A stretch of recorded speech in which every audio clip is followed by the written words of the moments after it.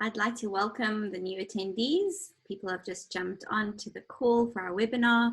We're going to give a few minutes just for everyone to jump onto the call and just maybe 1 or 2 minutes time. So welcome if you're new. We're going to be starting in a few minutes, and we're really excited that you're able to join us here this evening for our panel discussion. If you've just jumped on, you would have noticed that we're recording this session. So it will be available and it will be shared at a later stage. But welcome. If you do want to just give a quick hello, how are you doing? You're more than welcome to do so on the chat. And for those of you who are maybe new to the Zoom webinar format, there is a chat functionality as well as a Q&A functionality. But I'll explain that in a minute's time. So we're just waiting maybe just 1 or 2 more minutes for people to jump onto the call tonight before we begin. maybe yeah, so maybe you can write down where you're from, like which city, country. Yeah, that would be great. And there's a lot of people sending waves and saying hello. Maybe mention where you're from. We've got somebody from Sea Point, got somebody from Joburg. That's great. Fantastic. Oh, somebody from Parklands. It's my old neck of the woods. Wonderful. Welcome, everyone. Great. We've 2 minutes in. We just wanted to give people the opportunity to jump onto the call for the webinar tonight. My name is Socotra. I'm a representative from the SUGSA committee, and I'm very honored to be hosting this evening's webinar. For those of you who have just jumped on, we're going to be starting in about a minute's time.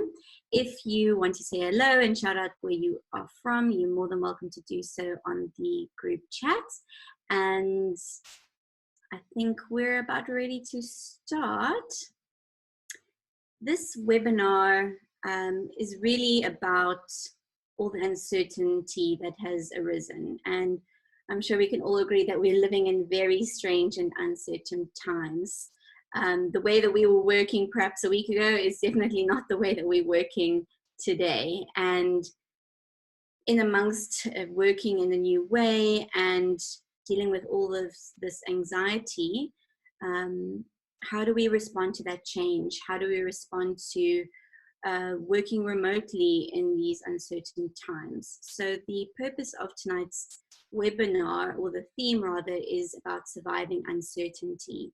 And we've put together a panel of awesome Agile experts that are going to be sharing their experiences and some of their wisdoms with us this evening in terms of how can we deal with this uncertainty that is hitting or facing our industry currently.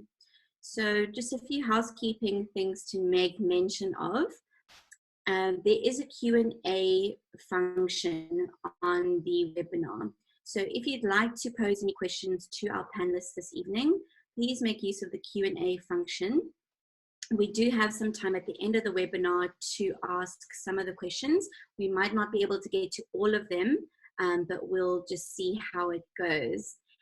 We'll also be recording, we are recording the webinar, and we'll be sharing that with everyone at a later stage. Fantastic. So in terms of the panelists, I'd like to give them an opportunity just to briefly introduce themselves. And I'm going to ask that we start with Pavel. Hi, everyone. I'm Pavel. I'm a founder of a company called Think Agile. So we do Agile training and consulting. And I'm going to give it to Malene. So Malene, introduce yourself. Hi everyone, I'm Malene and I'm representing from SUGSA tonight, our community. I'll go on to Joe. Hi everyone, I'm Jo and I'm an Agile coach and trainer with Agile 42. Take it away, Biase. Yes, I'm a partner at IQ Business. Yeah, we do agile coaching and training. Yeah, that's about it. Thank you, sir. Thank you for the introductions. Fantastic. So we have a few questions that we're going to pose to the panelists this evening. And I suppose we'll kick off with the first one, and which is just basically you giving us your take on the current situation around COVID-19 and the uncertain times that we are facing right now. I'm going to pose the question and get her to kick us off with Malene. Well, I think it's thank you, Socotra. Let's kick it off. Yeah, the situation we are in right now, I think it's a new world for all of us, but I think us in the Agile community, we are a bit more, I don't know if we're used to it, but a lot of us have tried to work remotely or have done webinars and things like this before. So I think we have a bit of an advantage of working this way. And especially also with our Agile mindset of this change, because it's a huge change. It's a huge change for all of us. And I think I want to give a word to Joe also to add on to it. So it's not just me speaking. Thanks, Malene. Yeah, I was thinking about it the other day. These times of uncertainty are, I think, tough on everyone. And I think everyone's going through a lot of different things. The thing that helps me is I look to a lot of Virginia Satir's work. She was a family therapist, and she had this great model for change that she calls the human side of change.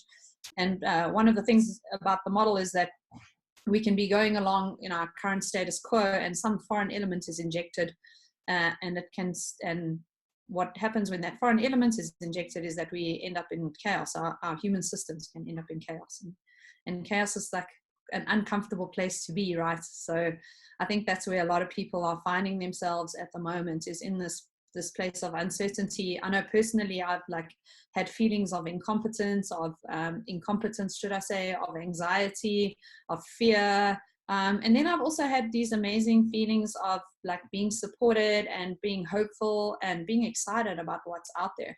I think it's going to be interesting times, and I think that now is the time for us to work together and remember to have compassion.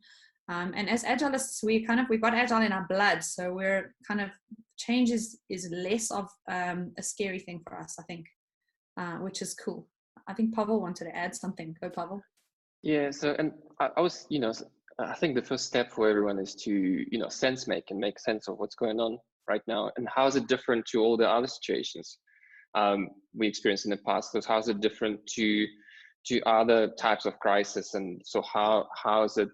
And why is this one requires something different and different way for us to respond? Because the life is not easy. So we have fires, we have emergencies. But what differentiates emergency from a crisis to me is that emergency is something you learn to deal with, right? So you train to fight a fire, you go and train to fight the crime. And the crisis is something truly novel, something which never happened before, like that, as Joe was saying, talking about this uncertainty element of it. And you can't prepare for uncertainty, you can't prepare for novelty. So that's by definition, novelty is something completely new to us. But it doesn't mean you can't deal with that. And I think our industry is probably, as everyone's saying, is probably most equipped to deal with uncertainty, because Agile by definition is trying to create a process allowing us to understand, make sense of this, and take it day by day. So, and in fact, we're in this process of rapid innovation, I think. So what's happening right now, there's panic, there's emotions, but I think what I see from a lot of people, a lot of companies, including our own companies here in this panel, is that rapid innovation under stress. We're all stressing, we're all under pressure, but it creates some beautiful new things for us. So it's new thinking, right? So everyone just how quickly the whole country actually moved into remote work. No one could ever imagine that it's possible, right? So if you go to a bank, they'll say, let's do a 2-year training plan just to train everyone how to work remotely. And now look at us, in a week's time, we're all on Zoom and Skype calls. Thanks, Can Pavel. I add to that? Yeah, I mean, I guess from our, I have a personal connection, I guess. A lot of my family and friends, actually most of my family and friends are in Italy at the moment. So we speak to them on a daily basis, and we're watching the crisis unfold in that circumstance. And it's quite frightening what's happening. You know, we take things on a daily basis. Things change on a daily basis. That's the true definition of being agile and being able to adapt to those changes. I think you know, from the COVID situation, no one could have predicted this, right? As they call it, a black swan, and it really does test our resolve as an industry. It tests our resolve as people, as humanity, because I think that's what we need to think about, the psychological impact that it will have as far as people being locked down for 21 days, you know, spending very close time with your family and friends, which you know, you always wish for with that close time, but sometimes they say be careful what you wish for. So yeah, I think something about building some resilience in the way we operate, and just being so compassionate with each other. I think that's also very, very key. Thanks, Piers. Yes, I think it's important to recognize that there is a lot of uncertainty, a lot of anxiety and stress in this time. And the next question that we want to explore is, what are the big challenges that are being faced within our industry right now from your perspective? Jo, would you like to just share maybe from your side? What do you think are the biggest challenges that we're facing? Thanks, Socotra. I think it's super hard because I think there's individual challenges, and then there's organizational challenges, and then there's kind of agility challenges that are being faced. I think some companies are just they're not set up to remote work in ways, like they have a lot of processes and procedures that are almost hindering their ability to work remotely, or they have specific rules or security questions or policies that are making it really difficult for teams to work remotely. I think that's a lot of what's going on for some people. I think that there's a lot of people just don't know how to do this. That's also a lot of what's going on for people. And I think there's also I heard somebody mention earlier a little while ago that there's some mistrust in organizations. Oh, if my people are working at home, like, how do I police the situation? How do I make sure that they're actually getting stuff done? And yeah, and I think that lots of people are dealing with that. And I know that personally, that would get my back up, I think, a lot. Like, you're paying me, you should trust me. So there's those. And then, you know, from an industry perspective, once the panic settles, there's also going to be a question of, I was speaking to one of the organizations I was coaching.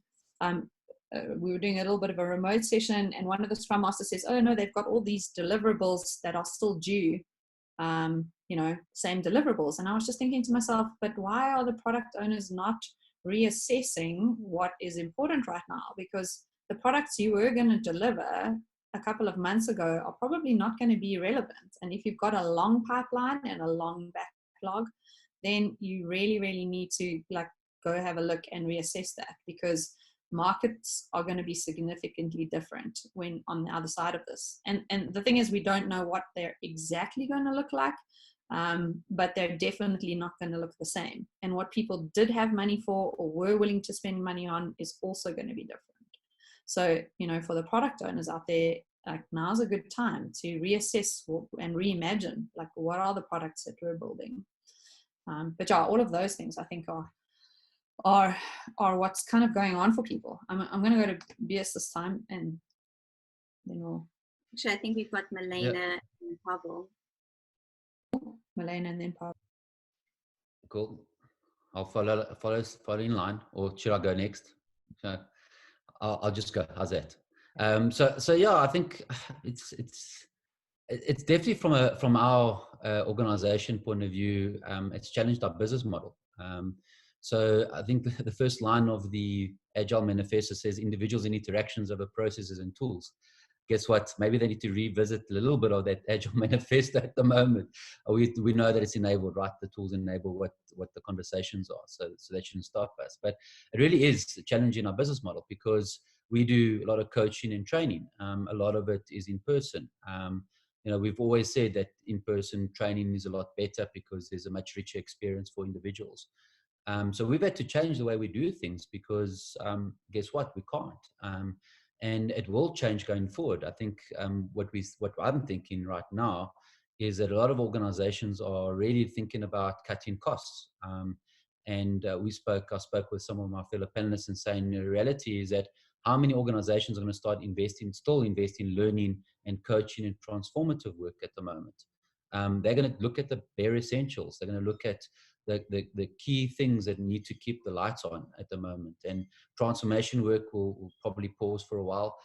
Training, even though everyone's gone remote, I think everyone at some point in time is investing in going remote and training. The reality is especially the clients that we deal with, the L&D departments are going to be saying, well, not right now.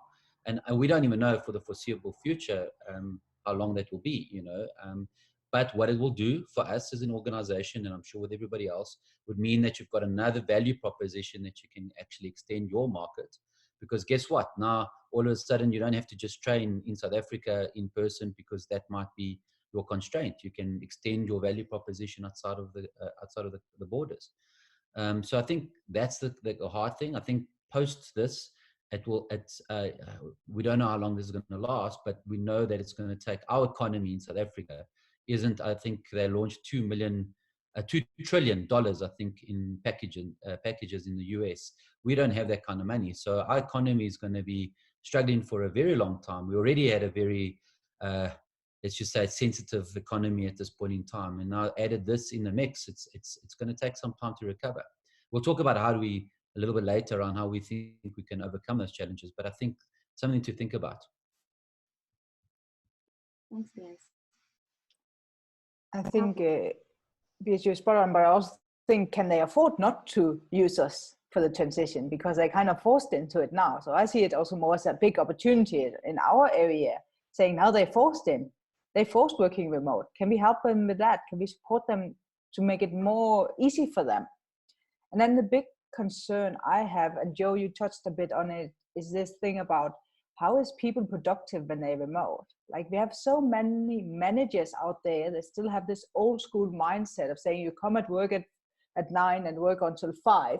Now you're remote, it has to be the same. Like, I really wish that the managers, leaders, company will start and see this is not the same world anymore. Now we have lockdown for 21 days where people are at home. You can be in different scenario with a whole family and kids in a 2-bedroom house, and you have to work, you have to go out and shop, and there's so many things that impact. If we just look at basic needs changes, and we know how that impact our brains and how we go into more survival mode. Now we also want people to deliver from 9 to 5. That can't work like that. And we have to change that mindset. So we, as the Agile community, has to help these companies to change. How can we then work? And I think that's a strong opportunity for us for the future. And if I add to Malene, so the first thing customers said to us is, how do we monitor people? How do we make sure they're productive? But what we found by talking to people and talking to, to team members is that often you actually end up working much more than at home than if you were at the office, because at the office you just knock off and you go home and you never open your laptop. Now your laptop is open 7 to 7, right? So you actually work longer. And there are scientific studies showing that the productivity might actually increase for certain types of jobs. The problem is the vacuum which created towards the other side. The managers actually not communicating as much with the workers. So there's currently a gap in terms of gap of direction. So we spoke to some clients, like, I don't know what my company's strategy, they're not telling me anything. So what am I supposed to do, right? So I think the communication which is really needed is not from workers to show that they're working, but from managers to show that they're actually caring about their people. The other problem is lack of like a longer term, which we haven't experienced yet, I mean, we all experience like dogs barking and, you know, cats walking up my staircase. So all of those things are quickly overcome. But what about lack of learning? Because we're all working so distributed, and junior members actually no longer sitting next to more senior members, and they can't learn through absorption, through all the side conversations. And we're also socially isolated. We are about to go into 21 days social isolation, right? So what does it mean? We're going to be sitting at home. It's like psychologically hard, as Biase was saying. And we no longer, because we're at our own house, in our own house, we're not in our company. There's actually divergence from the brand. So what I expect to see is a higher attrition rate in the companies, because now you're working from home, you're socially isolated, you're actually not part of a bigger brand, bigger team, bigger group of people. So those to me are the issues, the challenges we're about to see actually, you know, in weeks or months coming. Thanks, Pavel. I think all of you highlighted quite a few of the major challenges that we're facing. And I suppose the next question would be, what are some ways that we can prepare for some of these challenges that you guys mentioned? There are a lot of questions in the chat right now about what can we practically do? How do we help prepare our teams? How do we have those conversations? A lot of people are reaching out, and so any one of the panelists ready to answer this question? Pavel, go for it. Yeah, so I think one thing we need to realize is that working from home is not the same as it's not going to work like this, that you can just send all the people home and they're just going to keep on working, right? So it requires a very different way of work, and then you have to set it up, right? So the first thing you need to do is to hold a meeting to create remote working agreements, right? So what are your remote working core hours? So what type of tools we're going to use, right? So as Biase said, yeah, you know, individual interactions of a process and tools, but how are you going to interact when everyone is in a different location? All right. So also constant check-ins. All right. So we need to do daily scrum, and what we find ourselves, we actually do it twice a day now, right? So 9 o'clock and 2 p.m. because once a day is not enough, and we also realized, what about the social element of, you know, water cooler conversation? So each of us stand-ups is actually no longer 15 minutes. It must be at least 30 minutes. So at least the first 15 minutes is a chit chat, so we can, you know, fulfill that social interactions between our team members. And it's important. So, and it's important to have lunch together. Let's have drinks together, right? So, so we need to continue to socialize. We need to continue in the team, and maybe out, you know, even outside the team. Maybe we should have a remote calls with our friends now. What are we going to do for the next 21 days? I saw Joanne. Oh, thanks, Pavel. We've actually done some cool things around that. We've got a water cooler Slack channel, and anytime anyone gets up to go and get a glass of water or just takes a break or whatever, you start a call on the Slack channel and see who's there, and if anyone joins you, then you like have a quick 5-minute chat at the water cooler. It's kind of cool. But I wanted to kind of answer some of the questions in the chat, because I think that there's lots of interesting things there. From Andre, I don't really think that people are going to go back to purely office work. Organizations were already trying to go remote, and I think this is the impetus and the push that some of them needed. So I don't think there'll be fully remote spaces after this, but I think that there'll probably be more remote work after this, because now all the organizations that thought that it wasn't possible had to make it so. And so now, yeah, so now they're kind of making it so, and it's hard. And as Miles pointed out in the chat earlier, that infrastructure is also a bit of a thing in South Africa. Not everyone has great infrastructure here. We're set up to do this kind of thing. We're lucky that we've got great bandwidth and that we can have this conversation, but I think that's kind of a problem. And so, because some teams I know what they do is they have a virtual hangout open all day, and that's kind of cool. So they not necessarily have video on or audio on all day, but somebody's there, and maybe they just listen to each other kind of typing away, or maybe they got their audios off, but at least if they need somebody or need to ask a question or whatever the case may be, then the people are there, which is kind of cool as well. So we've done that before as well. It's kind of nice because it feels like you've got company even though you don't. So I kind of like that. And then I think another side effect is of what I'm noticing. So today I sat in meetings like this all day, and it came to 5 o'clock and I was pretty exhausted because we didn't really have enough breaks in between and a lot of things are happening. And so I think we need to be a little bit intentional and set our boundaries effectively as well, our work-life balance boundaries a little bit. And that's going to be really hard because now they're blurring in your actual physical spaces. And so how can you create those boundaries for yourselves and also for your teams? Like, how can you do some things asynchronously, or what do you not need to have meetings for so that you don't have to sit all day in meetings? And I think there's a lot of things around that as well that needs to be tackled. Who wants to add? Malene, go. I'll go after Malene. I think you spot on, Joe. And something that I've been aware of the last couple of days is also the safety of people and teams in emotional safetyness. We talk a lot of that, feel safe in our meetings. Now suddenly, so I haven't had any problems put on my video when I do the remote meetings, but suddenly we have all these different societies and different way of living and things like that. And suddenly you invite everybody into their home, and not everybody is okay with that actually, to share the home of it. So maybe have that in mind also before you just say, let's all put the video on. How does it impact the person? Do they feel safe of showing how their home look? Are they introverts that doesn't even actually want to share with the team? So maybe have that in mind when you start having all these remote sessions and things like that.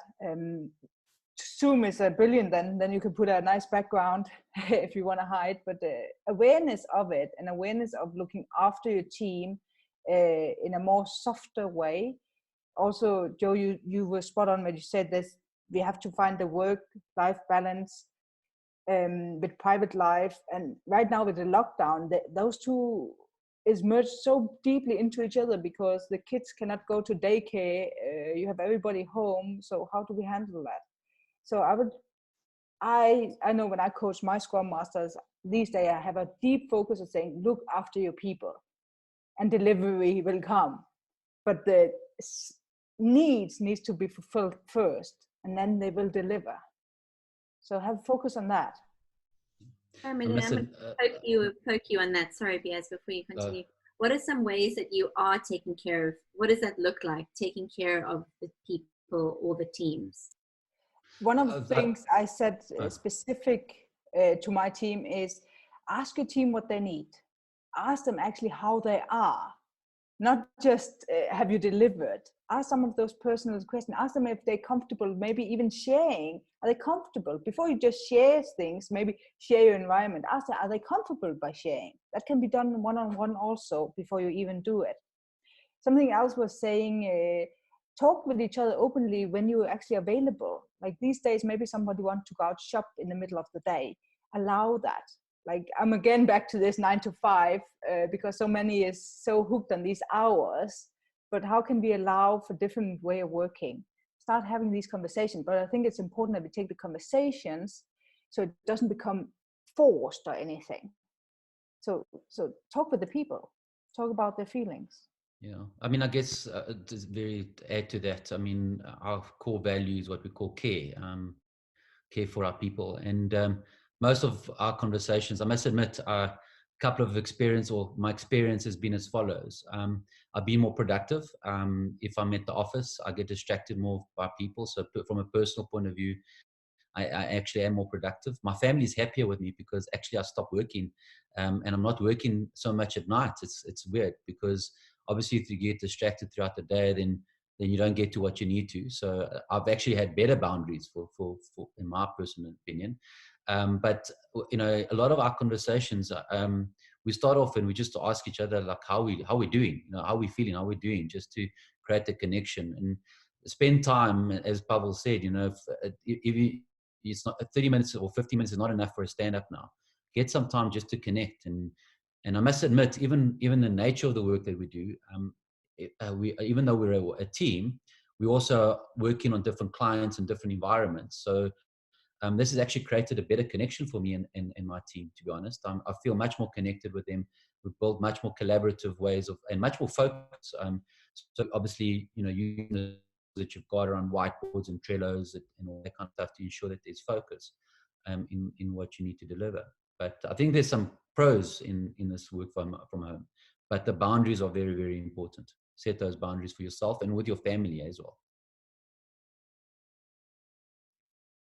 Definitely. The next question I wanted to ask the panel was around giving us some of your top tips and tricks around working remotely, and there have been quite a few questions around that, people asking what kind of tools should they be using, how do they, especially if they're new to remote work, what are some things that they need to keep in mind and be intentional around. We've mentioned a few, but if you have your top, let's say your top tips and tricks for working remotely, what would they be? Let's go to Pavel. Yeah, well, the first thing to learn, I think, in remote work is that it's work, right? And you have to separate home and work. So the first thing I've done is set up a working place for myself in the house. And it's usually the place with the strongest Wi-Fi signal, right? So can't live without that. And you have to dress up for work, right? So in fact, every morning I go to shower. And so I obviously wake up a little bit late now. I don't need to drive and stay in traffic. But I actually put clothes on. Well, today I put like extra nice clothes today as a shirt to look nice. But you have to do that because we found with some team members, then it was very easy to, on the first day, just to stay in bed, right? And start trying to work from bed. And then just blurs that home versus work environment. So I think the first thing is set up the work environment and kind of go to work, right? And then go leave work. So for example, after this webinar, I'm just going to take my shirt off, I'm going to put a t-shirt, and then at least I know that I'm not working anymore. All right. So that's one thing. The other small thing I've really rediscovered Lisette Sutherland's remote facilitation cards. So this is like those are cards, I made them myself, but how often do you need to, like, can you hear me? I can't hear you. So this is like little cards where you can say, I can't hear you, or just a thumb up instead of all talking at the same time. Or like, who doesn't know this? You are on mute, right? So, it's just like literally like little small tricks you have to learn to do to communicate effectively remotely, because we probably have noticed even in this call, it's very easy to try to talk at the same time. There's a bit of a lag, and now everyone stops talking, and then like, oh, you go first. So you have to learn, like, it's almost a different etiquette of interaction via Zoom call, via Microsoft Teams, because it's not the same. We're very professional talking like face to face and using the body language, but now we have less of it, so we have to have some tools like that. So it's not mine, it's Lisette Sutherland's tool. You can actually download her cards on the website. Cool. I think they call remote facilitation cards. The other thing is don't take it too seriously as well. So remember, if you're normally working remotely, you probably have, you don't normally have your family with you, sharing the space with you. So for me, if my daughters are coming and asking me a question, it's quite easy to, like, you can have, what was that guy from BBC with his daughter that came in the background, walk in, and his wife pulled the baby like that. Those things will happen. So I think don't take it too seriously. If your daughter, your son is at the background, then it's okay. Just go with it. People know that you are now locked down at home, so you're actually introducing them to your house at this point in time. So just be comfortable with that from that perspective, and take many breaks. So I think have frequent breaks. So because you are focused in these sessions, probably a lot of meetings. Andrea was saying, how do you stop back-to-back meetings? If this is the best way to collaborate at this point in time, make sure you build enough time for breaks that you can actually get up, have a bit of a break, focus your brain a little bit so that you can deal with the next priority. So for me, what I've been doing lately, I also have kid and partner at home, and I'm actually putting in, like, now I'm working quite also like Pavel. I get ready in the morning like I would go to work. I eat my breakfast. So I normally have special breakfast in weekend and healthy breakfast in the weekdays. And I said, no, this is not holiday. I still need my healthy breakfast in the morning. Like do like you go to work. And then I'm trying to put in and saying, okay, now I'm working, but also have breaks in between, and then say, or maybe you need to shop, or maybe you need to go out, and I have a little kid that needs to change, or anything like that. Also then take an hour for that maybe, and then come back. So I kind of try to time box it. When do I work? When do I do something else? And when do I work? So my partner knows that is in the house. No, when can they talk to me and when am I busy? Kind of like, I don't know if anyone have been in the office where they have these lights on. Now I'm busy and now I can be disturbed action. Because when you're deep into work and if you keep getting disturbed, you lose focus. So it's also important you create these spaces where you can focus.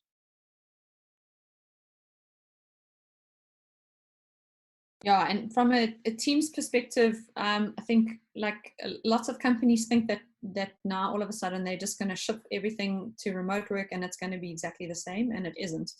Remote work is different, the spaces are different, how we interact is different, and the levels of safety are different, and we need to not treat them like they're the same. So that's my first thing. There needs to be, like, we need to amplify the human connections, exactly what some of the others have said, like make space and time for human connection. I think that's very important for our teams, is always to amplify the good. From a facilitation perspective, we need to use visual cues. I'm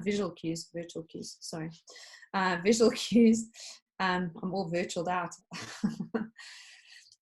Using visual cues, and I'm going to put in the link a course. There's a course that, I don't know, Kirsten Coetzee and J. Alan Morris have created that is a remote facilitation course that's currently available online, which is really cool. And I think that helps. That can help a lot from a facilitation and a tools perspective. And I mean, I think from a tools perspective, I don't have like tools. There are tools that I like, but I think there's what's more important is principles, tools at a principle level. You want them to be cheap, you want them to be fast, and you want them to be able that everyone can collaborate, so that they encourage real-time collaboration.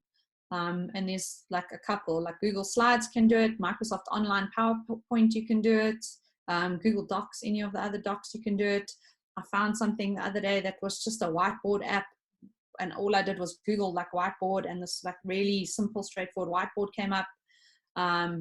So those kinds of things to help create the visual thinking that you need to recreate that's not available to you at the moment. So I think experiment. Maybe we can create a space where people can share their favorite tools or something like that, which would be quite cool. I just want to add a little thing to that, Joe. I think you spot on, and I also use some of the same tools you mentioned. Something that's important is to not overuse tools. I also see companies saying, now we need to buy this and this and this and this. Instead of look, what is it you need, and find tools that help you with that. Instead of, we see like in our day-to-day work, right? We see all these companies buying Jira, where they now change the way they work because of Jira, instead of changing Jira to the way they work. So think about what tools is it you needed, and why and what. And also learning curve. How difficult is it to learn these new tools compared to take an easy tool? But there's a lot of good tools out there to be used. And make it really what works for you, because I think we've all been bombarded by, I think, how many remote workshops and remote facilitation tips on LinkedIn and social media. So spend the time, but I think exactly what Malene is saying. Don't be overwhelmed by it. Just choose the stuff that makes the most sense for you, for your context, for your team, and what you do. Thanks. Those are some great tips and tricks for working remotely. And I suppose another question to consider is, we have this awesome Agile community in South Africa, and what, in your opinion, are things that we could do to help support one another? I mean, this webinar is already an example of how we're doing that, but are there any other ways or anything that you want to encourage the attendees that are watching the webinar right now to kind of embrace and do in terms of supporting one another and facing these challenges and overcoming them together?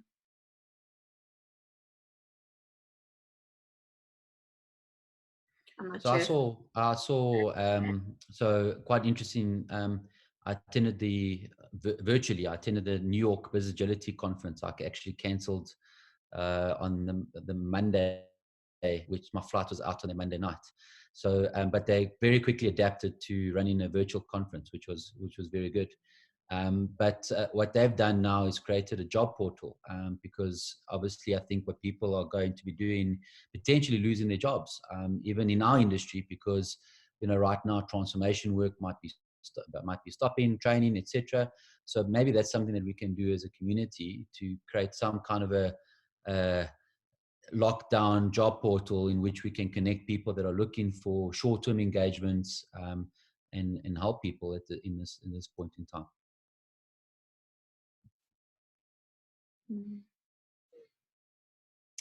And also, so us from SUGSA side, I think I would invite the people to connect with us and let us know what you need. Maybe we're not there to solve all the problems. We have great companies that is good at doing that, but we can definitely help to be the middleman. And if there's big frustration, I also know in SUGSA we have the coaching circle. Maybe some more people would like to join them because they find themselves in a different scenario or something like that. So reach out, let's help each other. I think that goes with anything right now. We will have to get through this together, not just in the Agile community, but anyway, we need to really help each other. And I think you're right, Biase, when you said that people are probably getting fired, but how can we help that not happening? How can we support? Like, I know I had a cleaning lady, I said she shouldn't come, but I will still pay her because I'm sure I will get a salary. Like, how can we help the greater community, not just us in Agile, but the whole economy? What can we do there? We've obviously, I mean, we've offered free 1 hour coaching, but what we're doing is asking, because there's a thing, charities also need help. So when people don't have money, so we say, well, instead of, we don't pay us, give 50 rand to a charity for that point in time, because actually it's a broader community. It's just not the Agile community. It's all these others that might be in desperate need for help during this period. So I think it's not just the Agile industry. I think it's everybody else that we can help. Exactly like you said, Malene, your domestic worker, you decided to pay, and that's what we need to think about as far as creating that the level of community in spirit, right? As a president, we are stronger together. That was Hillary Clinton's slogan for the elections, by the way, stronger together. So Bevan just mentioned in the comments, Biase, that they opened up a Slack channel from SUGSA, right? And it could be potentially a job portal, or at least the first iteration of a job portal is to maybe share things like that on the Slack channel and join it. Yeah. So just I think if SUGSA can, I think if it's centrally looked after from a SUGSA point of view, then it's no commercial benefit to any of the consulting companies out there, whatever. So it's more around how to create the community. So if SUGSA can do that, would be fantastic. So from SUGSA side, we have already created a Slack for community, but it's also up to everyone that participates to keep the rules and make sure it's not misused. I think another thing, and like what I'd really like to hear about is what have people learned in these spaces? What have they learned? What have they tried?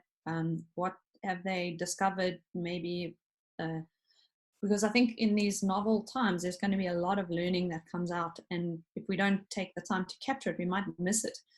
And it could be very valuable to this community. Like, what are other people doing? I think the side effect of what might happen now is that there's going to be this cross pollination of learning, because we're at home, and a lot of us are at home with our spouses and us or our partners, and our partners are also working from home, and they do different things to us, or maybe they're also in the technology field, or maybe they're part of a team somewhere, and they're going to be doing things and trying things out. And so we can probably help to support them, but I think we can also learn a lot from each other. I know specifically Barry and myself, he's working with, as a Scrum Master, with teams, virtual teams, and I'm like learning by listening to what's going on for them, as well as from what I'm busy doing. So it's kind of, I think that there's going to be all of this awesome stuff, and I'd love for us to have a place where we could kind of capture that and share those learnings. I think that would be really great for the community as well.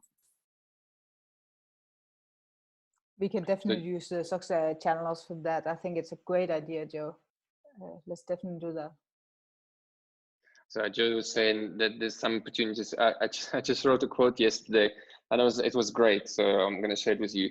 You never want a serious crisis to go to waste, right? So I think it's an extremely serious crisis, but there's going to be so many opportunities. That, by the way, it was from the chief of staff of Barack Obama's chief of staff. He said that. So I think there'll be amazing products coming out. There'll be amazing pivots in companies. So I think majority of companies will survive or reappear after the crisis, and they'll be stronger, right? And there'll be new ideas, I expect some of virtual trainings we're building will probably going to stay virtual or be offered as a virtual format, right? So you're not gonna waste that amount of effort you put for that. The same with virtual teams. I expect some of those to be sticky. People would say, why do I want to pay for office space, which is so expensive in Sandton, right? Or in Cape Town or New York, right? Why can't just continue to work from home so we can save on some of the costs?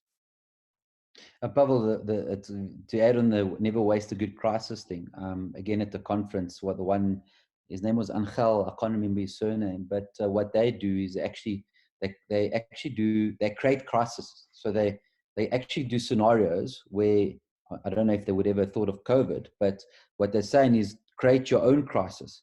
So, going forward, as organizations and teams actually start thinking about different crises, because actually will change the business model, change the way you think, come up with new innovative ways of solving problems. Because to be honest, none of us expected this, and we were probably complacent, and now guess what? We all have to adapt to that change. But actually that kind of sense of urgency around creating new crises, all those models and scenarios, will actually allow us to become more innovative in solving problems. Thanks, Biase. So we're going to do a round of closing remarks, and then we'll go into some of the questions that have been posted under the Q&A section. So if you have a question that you still want to post under the Q&A, you can do so now. But maybe just give us your final thoughts on this new challenge that we're facing, that you kind of want to leave the attendees from this webinar. Shall we go to Jo? Looks ready. She looks ready for anything. Sure. I don't know if I'm ready for anything, but so far, I guess the universe has thrown a lot at us and we've had to deal with it. So you breathe and you carry on. I think my final thoughts are really be kind, and also, be compassionate. I think people are going through a rough time at the moment, and as people who are in the Agile community and know the principles of what we do, this is the time to use those principles to help support each other and to support our teams. It's about bringing the human back to work. It's about helping them to figure out what the new normal looks like with compassion. It's about looking at how to help them be productive and add value in a new way, and helping them feel great about that value that they're able to add in that new way. So yeah, I guess that's it for me. Thanks, Jo. So I guess I'll go next. Maybe controversially, apologies if I offend anyone right now, but so I think post this period, again, we don't know how long it's going to last. So I think it will actually force us as Agilists to get to the true value of what Agile is supposed to be.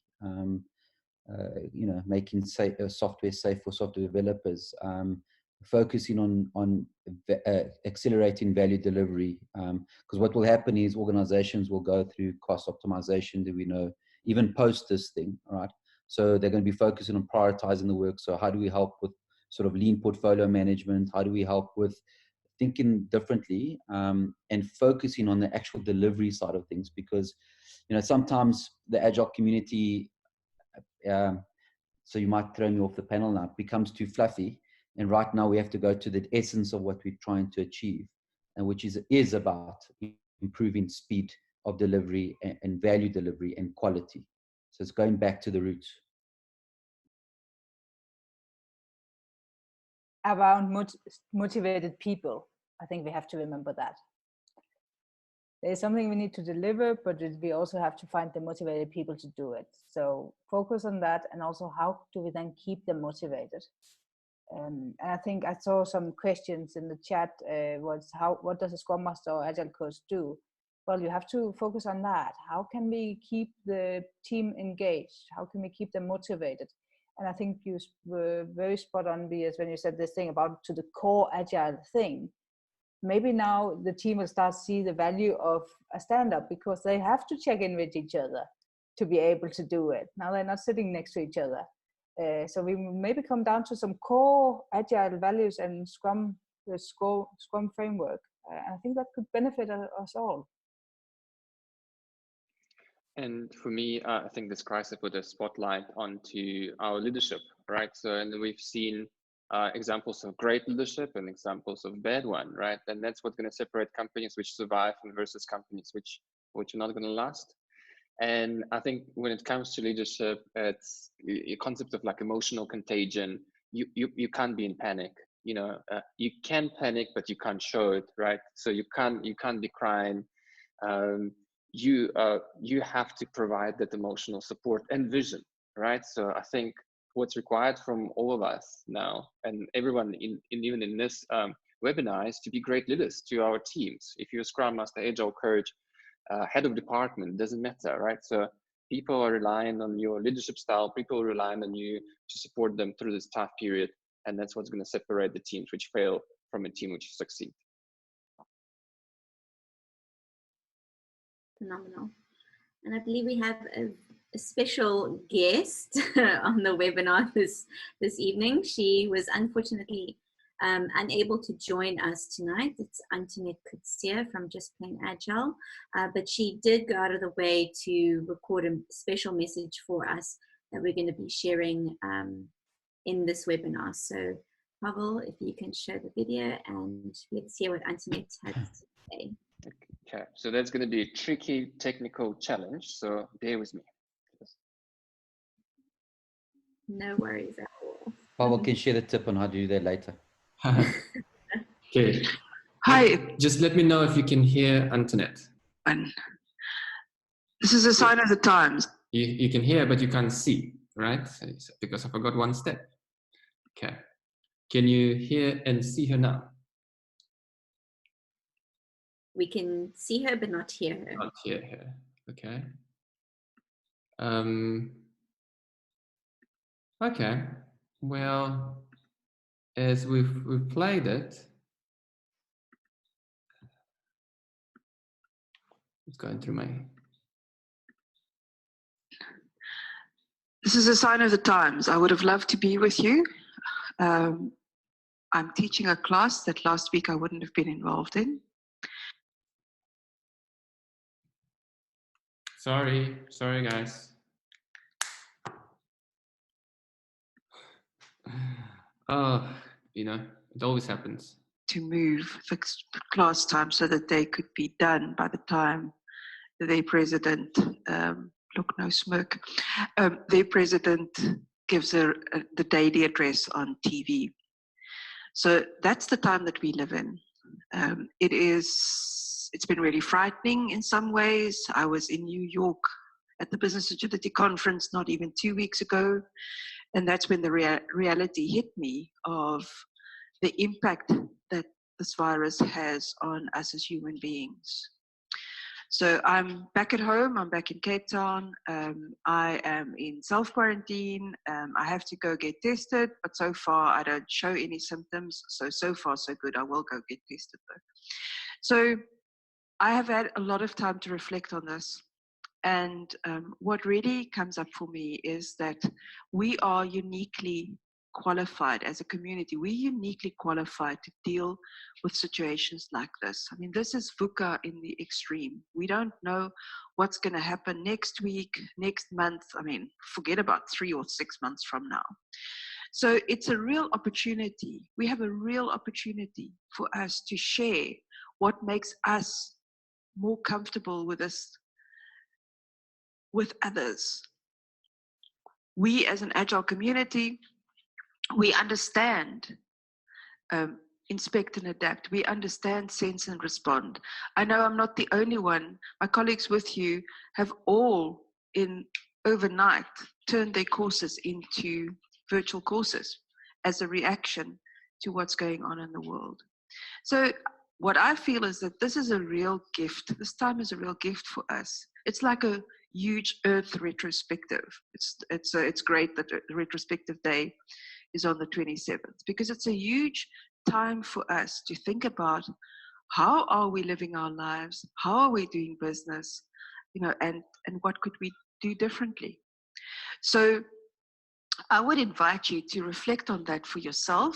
I would invite you to think about how you could help others in your community and in your organization, get some of the juice that we Agilists have to give, and see how we can, how we can really help people at this point in time to be much more not reactive, but respond well. There's a difference between the two. Respond well to what's going on around us. So for a lot of us, we've done virtual working quite a lot. There's a lot of resources out there at the moment about working virtually. A lot of them are for free. So do take advantage of them. I'm for instance, and I'm in my fun t-shirt day to day, because that's what the class decided we should do. Look for ways in which you can also bring in humor and lightness in this time. But most of all, think about what you can contribute, because we have plenty of things that we can contribute to the bigger community out there. That includes I'm sure you can hear the little feet on the floor. That's a great example of, for years we wanted to bring the whole human being to work. Well, now work has come to the whole human being at work. So have compassion. These are special times. If kids and pets and, bad hair days come into the picture, let's have compassion for them and see what's really important for us. I will catch up with my colleagues. I still hope to just show my face during the time that you guys are on the webinar, but I don't know whether that's going to be possible. My first loyalty lies towards the class that I'm teaching. So I'm sure that I'll catch up with my colleagues afterwards, and we are hoping to come up with some plans about how we can also support you. One of the things that I will be doing is, from next week on, I'll have office hours. I'll publish my Zoom room, and you can just join me to shoot the breeze, or if you have questions, or we can just have a glass of wine together, or a cup of coffee together.